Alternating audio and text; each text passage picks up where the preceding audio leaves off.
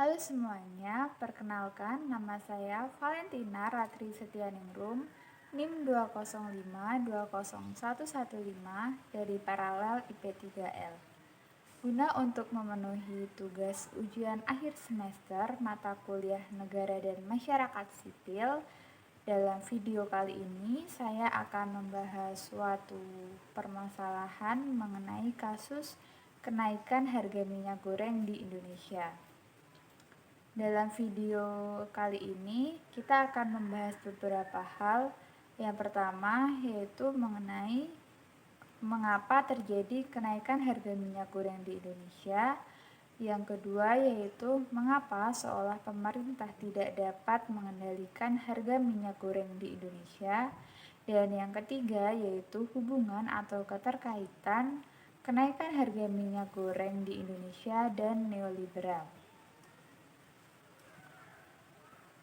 Seperti yang kita ketahui bahwa kenaikan harga minyak pada saat ini telah menjadi problematika yang terjadi beberapa bulan terakhir ini, di mana harga minyak goreng di Indonesia terus menanjak harganya. Kenaikan minyak goreng ini bahkan sampai melebihi harga eceran tertinggi yang telah ditetapkan oleh pemerintah, di mana harga minyak goreng di Indonesia pada saat ini hampir mencapai Rp25.000 per liternya. Hal tersebut tentunya menyebabkan keresahan bagi masyarakat dan menimbulkan gejolak di masyarakat, terutama mereka para pedagang kaki lima yang baru saja mereka akan mulai normal kembali untuk berdagang, berjualan. Namun karena adanya permasalahan adanya kenaikan minyak goreng di Indonesia ini tentunya menjadi suatu halangan bagi mereka atau menjadi suatu permasalahan bagi mereka. Terlebih setelah beberapa waktu lalu mereka ada pembatasan karena COVID-19. Sebenarnya, kenaikan atau kelangkaan minyak di Indonesia tidak hanya terjadi pada tahun ini saja. Namun, jika kita menengok kepada masa lalu, kenaikan atau kelangkaan minyak yang menyebabkan kenaikan harga minyak goreng di Indonesia telah atau pernah terjadi juga pada tahun 1998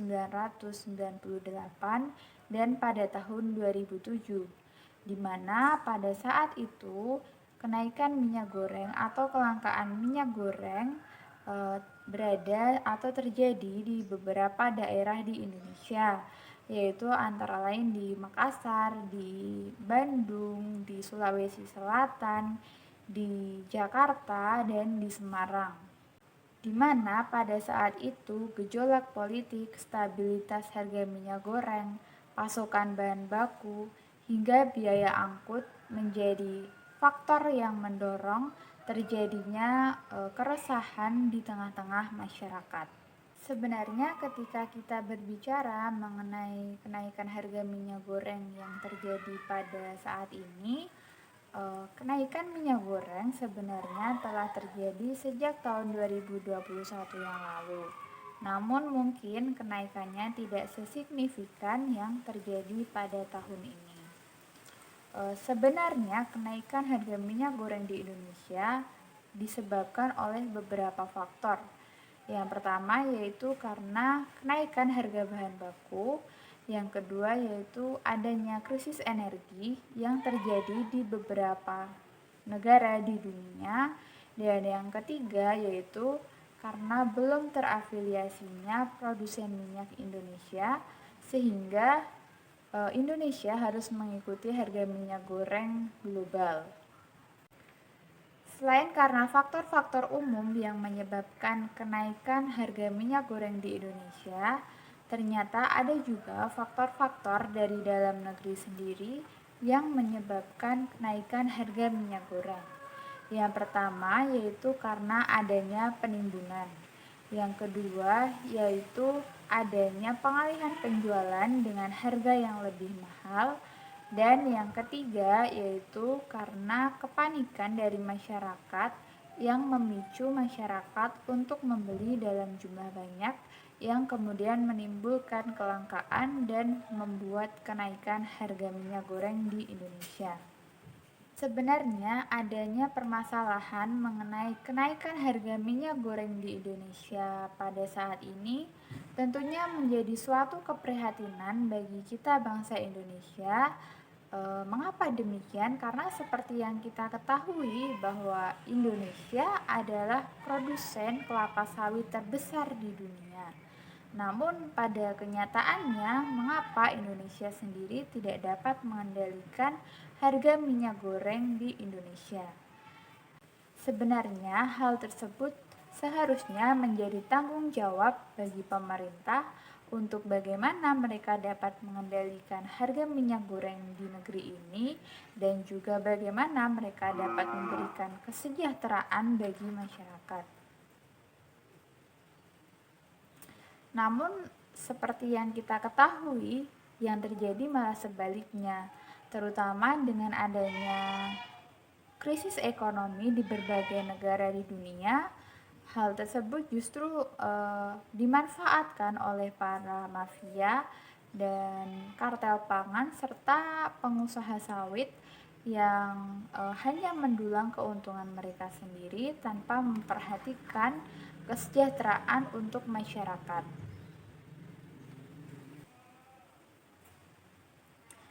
Dapat kita lihat juga bahwa justru ekspor kelapa sawit dari tahun ke tahun terus mengalami peningkatan, yang dimana hal tersebut berdampak pada menyusutnya pasokan di dalam negeri.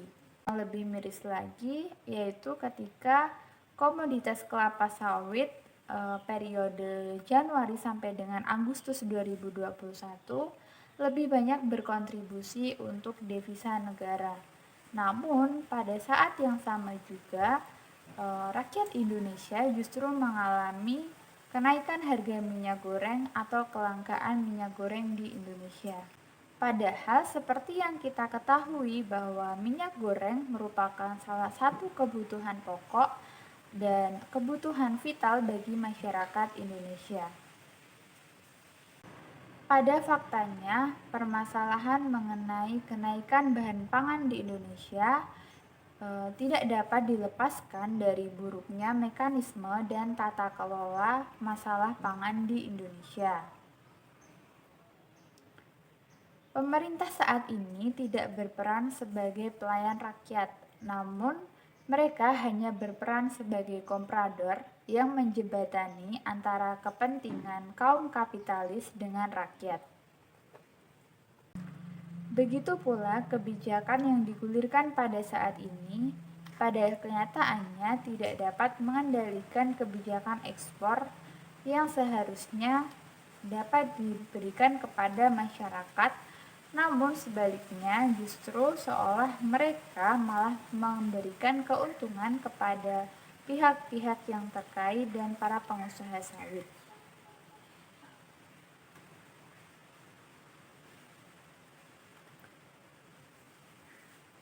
Pemerintah seolah memanjakan para pengusaha sawit dengan pajak ekspor yang tidak sesuai dan dengan perizinan yang begitu mudah.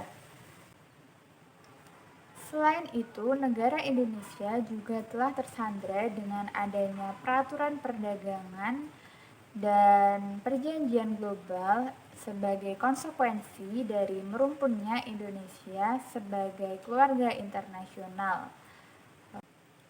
Sehingga harga komoditas strategis pada saat ini termasuk harga CPO tidak dapat dikendalikan atau ditetapkan oleh negara Indonesia sendiri, melainkan harus melalui mekanisme global, di mana Indonesia tidak dapat menetapkan harga dengan hukum ekonomi supply and demand, tetapi harus mengikuti mekanisme dari global. Maka dapat dikatakan bahwa permasalahan mengenai harga minyak goreng di Indonesia sebenarnya penyebab utamanya adalah karena adanya sistem ekonomi kapitalis neoliberal yang memadukan antara peran politik dan negara. Hal ini sejalan dengan konsep neoliberal, di mana neoliberal merupakan kebebasan individu yang tidak menghendaki adanya pemerintahan yang kuat. Yang kita kenal juga dengan adanya spirit homo economicus yang dijadikan sebuah taktik untuk masuk ke dalam ranah politik pemerintahan.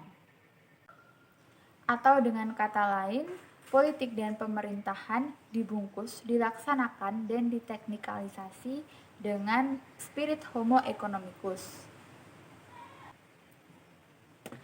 Yang mana nalar ekonomi pasar dimasukkan dalam pemerintahan, sehingga yang dipikirkan hanya mengenai untung dan rugi tanpa memperhatikan kesejahteraan masyarakat yang semestinya. Jika dikaitkan dengan ekonomi dan politik, sebenarnya mengenai permasalahan kenaikan harga minyak goreng di Indonesia ini, pada dasarnya memang tidak ada keputusan politik yang dapat memberikan keuntungan secara maksimal kepada kedua belah pihak. Tentunya akan ada salah satu pihak saja yang diuntungkan. Setiap kelompok kepentingan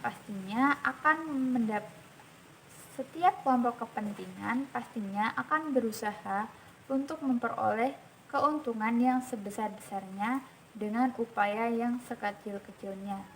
Atau dapat kita katakan bagaimana kita dapat memperoleh barang yang berkualitas bagus tetapi dengan harga yang murah. Begitupun pemerintahan pada saat ini, di mana para kaum yang berkepentingan mereka hanya bertujuan untuk memperoleh keuntungan yang sebesar-besarnya dengan upaya dan usaha yang sekecil-kecilnya.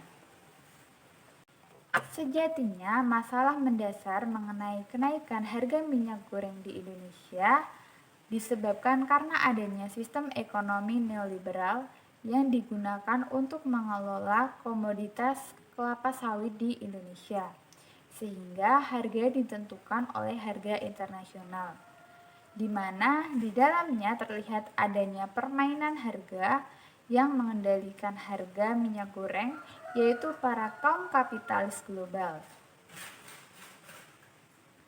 Ekonomi neoliberal jelas hanya menguntungkan para investor atau pemilik modal saja, karena mereka tidak pernah berpikir atau memikirkan dan mengutamakan kepentingan masyarakat luas. Disinilah kita dapat memahami mengapa ekonomi neoliberal yang mengatur pasar bebas dapat mempengaruhi harga minyak goreng di Indonesia atau di pasar. Ketika harga minyak goreng CPO naik, maka secara otomatis harga minyak goreng di Indonesia juga akan mengalami kenaikan. Hal ini disebabkan karena pasar bebas telah berlaku di negara kita Indonesia. Meskipun Indonesia telah memiliki segudang perkebunan sawit, namun pada kenyataannya inilah buah atau hasil dari adanya ekonomi neoliberal yang telah berlaku di Indonesia. Maka dari sini dapat kita simpulkan bahwasanya neoliberalisme tidak hanya berlaku untuk negara-negara maju saja seperti di Amerika, tetapi dapat juga terjadi di negara berkembang seperti yang terjadi pada saat ini di negara Indonesia. Maka seperti yang sudah kita bahas bahwasanya pemegang kekuasaan tertinggi bukanlah mereka para penguasa negara, namun mereka para pemilik modal tertinggi. Oleh karena itu, pemerintah tidak memiliki hak untuk mengatur atau bahkan mengeluarkan peraturan yang mengatur tentang problematika mengenai neoliberalisme. Mengenai permasalahan kenaikan harga minyak goreng di Indonesia, mungkin solusi yang dapat dilakukan pemerintah yaitu dengan merumuskan kebijakan untuk mengurangi ekspor ke luar negeri. Selain itu, pemerintah juga harus dapat mengalokasikan kelapa sawit untuk kebutuhan di dalam negeri. Selain itu juga pemerintah dapat mendorong koperasi-koperasi petani agar mereka dapat mendirikan pabrik sendiri atau mendirikan pabrik minyak goreng berskala lokal. Mungkin demikian yang dapat saya sampaikan mengenai permasalahan kenaikan harga minyak goreng di Indonesia dan keterkaitannya dengan neoliberal. Ada kurang dan lebihnya, saya mohon maaf. Salam pemerintahan.